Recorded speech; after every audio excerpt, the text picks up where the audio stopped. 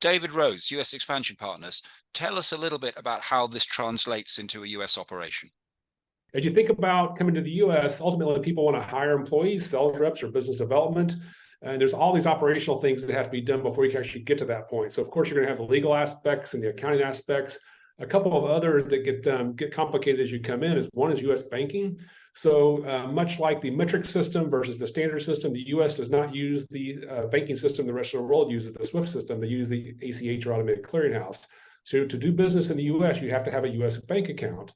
And that sounds really simple, but most US banks, especially the large ones, are really not equipped to do the KYC or know your customer compliance when they get inbound inquiries. And so it can become difficult to open up US banking, but just know this: to open up a US bank account, you're going to have what's called articles of incorporation, which is part of the incorporation through Delaware.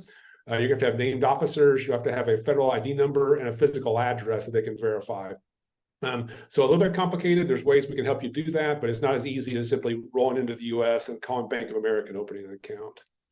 In the US, there's lots of insurances. Again, Tom can probably talk to some of the horror stories about people in litigation in the US with businesses, but the required ones you're going to find would be general liability, and if you have employees, workers' compensation. Some other insurance coverages you may want to consider strongly would be directors and officers. And you might have vendors or customers who require you to carry other insurances. Especially if you're in tech, you may be required to carry cyber and privacy, for example.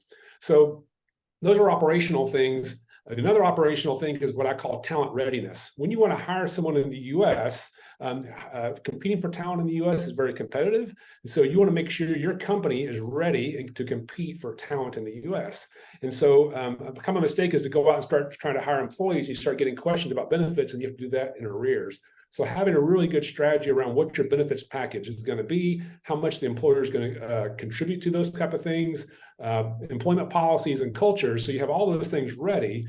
And when it comes time to find that right talent or that right person, you're in a position to go out and help them be attracted to your company and come in. So legal, accounting, banking, insurance, talent, all those things will get you ready to actually get in place to hire that person.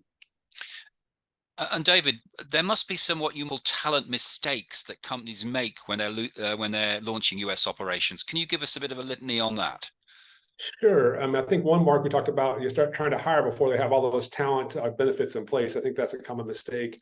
Another common mistake we see, especially on the tech side, is companies, when they come to the US, they think their first hire should be a senior executive. So if you're in tech, you want to hire someone in the tech space with a great CV, right? They worked at a great tech brand like Stripe or Figma or Microsoft or Google, thinking, gosh, if they worked at Google, they'd be a great person to start my business in the US.